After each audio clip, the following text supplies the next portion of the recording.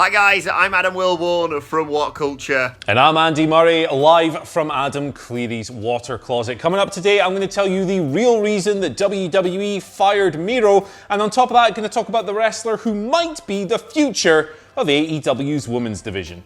Plus, Matt Jackson is cleared ahead of AEW's Full Gear pay-per-view this weekend. And I'm going to tell you what happened when WWE had a digital town hall meeting last night.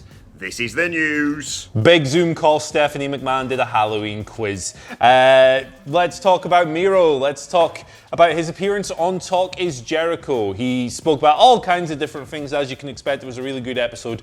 Definitely worth checking out if you've got the time for that in your day. Distract yourself from all the big thing that's currently going on. Distract yourself from that. But one of the things Miro did talk about was his WWE release. He was, of course, let go as part of the mass cuts in April. Whole bunch of people cast adrift. He ended up in AEW a few months later, and he's there today. He's feuding with the Best Friends. Talking about the situation, talking about what led to his WWE release, Miro said the following. I was getting some of the boys around because we weren't okay with how everybody was treated in the pandemic situation. We felt scared to go to work. It was probably around 10 of us talking, and somebody leaked it to the office and to the dirt sheets. And once that happened, I knew right away that they were going to fire me. They were going to blame it on me, of course, because I'm the guy. So he went on. He said that when he got the call from Mark Carrano, he lashed out for a good 5 minutes when this came through. He was angry. He was upset. He said it was just so much over the years. So things just came to a head when he called Mark Carrano, after receiving a text from him, to let him know he was going to be released. Talking about that meeting he had with the wrestlers and so forth, he said that he just wanted to protect the boys and girls. That didn't work out, and that's why I felt like they cut me underneath. I was just so angry, man, they fired me. So, Miro is a guy who's, when he was in WWE, his future was the subject of a lot of speculation, and a lot of that came from him over the years, to be fair. He was never shy of dropping on social media and putting a little hint there, a little tease there, hey, I'm leaving, and so forth, but it never really came to fruition until April. So there were probably times throughout his WWE run where he sat there and thought, yeah, I definitely want to move on. This isn't really doing it for me.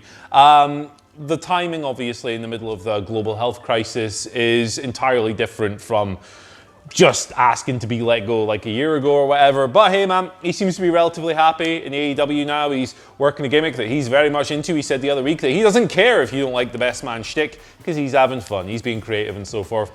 Really good match for Trent on Dynamite this week as well. Really good, serious match as well, which is something that might appeal to those who haven't really liked the best man stuff so far. So, always fun to hear from Miro. He's a captivating talker. He's not shy of speaking his mind, that's for sure. And fair play to him.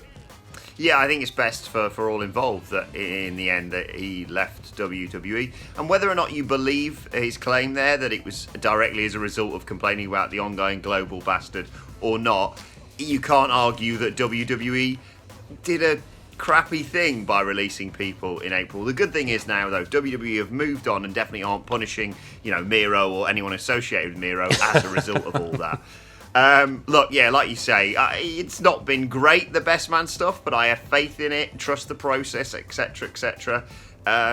It's hit a few stumbling blocks. It needs to really kick on, you sense. It needs to get to the point where you have the stag do, you have the presumably inevitable turn on Kip Sabian, but like you say, I think it's best for everyone that they've gone their separate ways, and well worth checking out that really interesting chat with Jericho. Genuinely one of the best podcasts out there that isn't done by WhatCulture Wrestling, but still.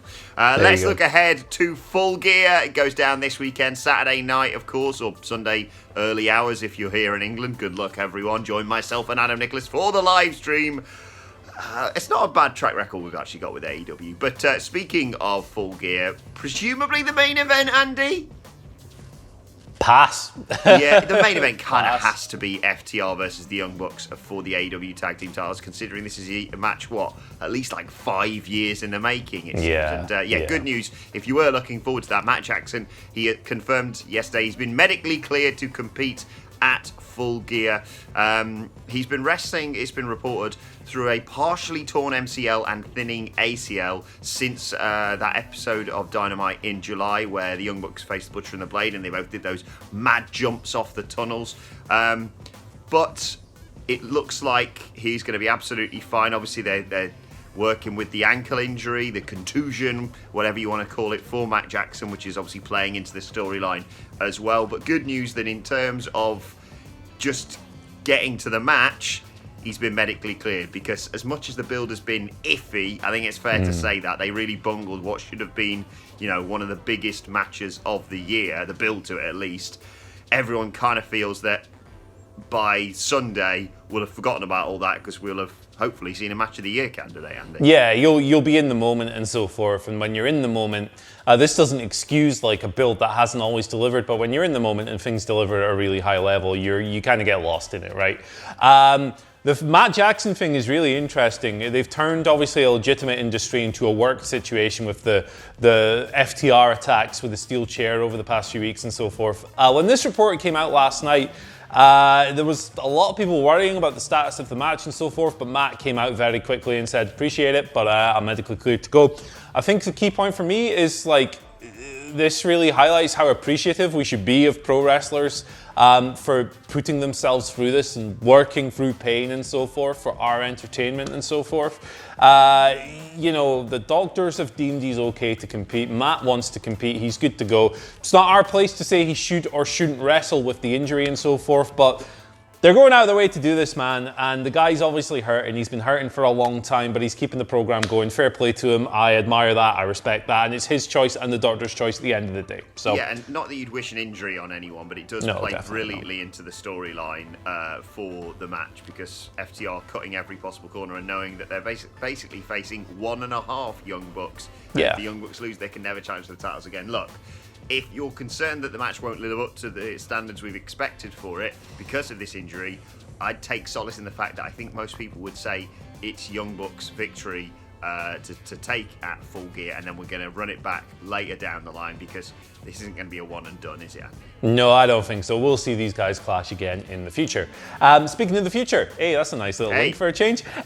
Could Red Velvet be the future of the AEW Women's Division? Well, Cody was talking last night. He was doing his Full Gear preview media call conference thing. I was on it. Lots of good stuff on there. Covered all the important topics on our website. Check those out if you're interested in what he had to say. But he was talking about AEW Dark for a while. It was a question from Jim Varsalone of the Miami Herald, talking about it as kind of like a platform for wrestlers who've been out of work due to what's currently going on around the world to make an impact, and for AEW to potentially unearth some diamonds in the rough. We've seen people like Will Hobbs getting deals off the back of their performances there. Red Velvet is another one that he pinpointed yesterday, saying that he expects Red Velvet to become a considerable part, a big part of the women's division going forward. So the interesting thing about Red Velvet is you can clearly look at her booking on Dark and see the point where she was either signed, which hasn't been confirmed, or the office just went, okay, there's something in this person. Because she went, I believe, 0-9 in her first 9 matches, doing the jobber role. But then she beat Elena Black. She starts working with Brandy Rhodes. They bond over a mutual dislike of Anna Jay and Ty Conti. They have a tag match. They won that this week. Red Velvet got kind of destroyed by Nyla Rose on Dynamite this week, but that's what happens when you get in the ring with a native beast. She's a goddamn monster. That's what happens. So it's clear that they see a lot in Red Velvet. I'm looking forward to seeing what she can do in like a longer singles match, see where her skills are at, but she looks good, man. Sometimes on Dark, there are people at different levels of their development and their growth and stuff, but along with the likes of Will Hobbs is obviously the standout, but people like Lee Johnson as well. Red Velvet's right there in that group. Wrestlers who have looked really good in their cameos and so forth, and they warrant a contract, man. They warrant a role. Yeah, absolutely. I'm a big fan of Red Velvet from what I've seen so far, and they're slowly developing that women's division. It's been their Achilles heel, hasn't it, for, well, the entirety of AEW, it seems. They've got the talent there, they just need to organise it, but that talent is also now growing. You mentioned Red Velvet, you've got people like Abaddon, who's such a fascinating character, Anna Jay, Tay Conti, Allysin Kay, Serena Deeb, now, of course, NWA Women's Champion. She's going to be on the buy-in defending that title on Saturday night. And then you've got the future of the women's division right now, I think you would agree, Andy Murray. Britt Baker. As much as I love Hikaru Shida as champion, Britt Baker needs to be the next champion, probably. Yeah. It takes a good doctor to cure an unhealthy division. Exactly. There we go. Let's conclude by talking about WWE. They had a digital town hall yesterday. It was reported on it by PW Insider's Mike Johnson. You had Stephanie McMahon, President and Chief Revenue Officer Nick Khan, no relation to Sweet TK, Senior Vice President of Consumer Products Sarah Cummins, and Chief Financial Officer Christina Salen, among some of the top execs present. Basically, it was outlining a new WWE policy allowing their employees to decide between working from home or the company HQ. Staff members no longer required to operate out of the office on a full-time basis, depending on their role within the company. And PW Insider reporting situation being described as largely positive. WWE staff members were thanked for their hard work during this ongoing global bastard, and they basically wanting to increase and improve communication within the company so everyone knows how WWE is doing. Finally, something nice corporate-wise coming out of WWE, Andy. Yeah, work from home, all that stuff. You know, this current era has really made a lot of people realise offices are kind of pointless to a certain extent when so many people can do their jobs from at home. I personally am looking forward to getting back to the days when we can all be in big groups in the office and so forth, because I miss the boys and the girls of WhatCulture, man. We've got a great team here. But yeah, it's nice, it's positive. I just want to know who did that Zoom quiz, man. Was it Stephanie? Was it Nick Khan? I don't know. If anyone's got any insider info on that, scoop me up, daddy. Either way, it wasn't as good as the WhatCulture one from last Friday. How could it be, man? How could it be? But yeah, as much as working from home, it's nice to hear them supporting working from home. God damn, I miss having you there, Andy Murray. I know you're there right now, but you know what I mean. Let's move on to your Twitter questions. At WhatCulture, WWE, of course, we want to get in touch with us. Jake starts off saying, what wrestlers during this empty arena era do you think are actually somehow getting over more due to the lack of crowds, Start that again. What wrestlers during this empty arena era, Adam, do you think are actually somehow getting over more due to the lack of crowds? I'll just stop the question there, Andy. Yeah, well, it's literally impossible to say who's getting over more because the metric of what's over and what's not is the crowd, and there isn't a crowd. But that's a boring answer. We could retool it a little bit and look at who's really prospered as a result of this. And I think the Roman Reigns Jey Uso program is a good example of something that may not work as well in a live setting and so forth with all the in-match talking and everything. So you could look at both of those dudes, although I think they'd both do really well in a live crowd setting as well in their current forms. Other people who I think have kind of stood out, I think Asuka, whenever she's had the opportunities, has just been even better somehow. It's because she's so expressive and she's quite a loud performer vocally and so forth, and that resonates strongly as well. But stiff dudes, really stiff dudes work really well in this setting too. So Walter and Ilya Dragunov on the back of that match, I mean, it was disgusting. And I think someone like Kevin Grant, baby, straight to the moon, has really benefited from this, just because you get to hear every nuance of that brilliant character of his. And the Haunted House of Terror match, whilst crap for half of it, and that half was Dexter Lumis, really helped, I think, re-establish what a brilliant character performer Dexter Lumis? Absolutely not. Cameron Grimes is burying Dexter Lumis. Second question today comes from IIRon17. Aaron17, basically, on Twitter, saying, will Darby Allin finally topple Cody Rhodes at Full Gear? Sub-question, sneaking a second one in there. Do you foresee any involvement from Team Taz, even possibly Will Hobbs? I don't think there'll be an interference on the match itself. If there is an interference, I don't know if it'll have a bearing on the finish, because they've been very, very careful about avoiding things like that and not spamming things like that. And, well, to be fair, they're probably at the stage, because they haven't really done much of that they could probably get away with doing one, right? But I do think Darby Allin will win. I've actually done a video essay on this. You can check it out. It's on the channel right now. It's titled The One Thing AEW Must Do at Full Gear. Spoiler alert, the one thing AEW must do at Full Gear is put the belt on Darby Allin. I think it's time. Yeah. He's come close on several occasions. He's on the cusp. He's ready to take that next step in his elevation. Star creation is a long, detailed, careful process. For me, the next step for Darby Allin is the TNT title, the Ace title. Exactly, I think you're spot on there, Andy.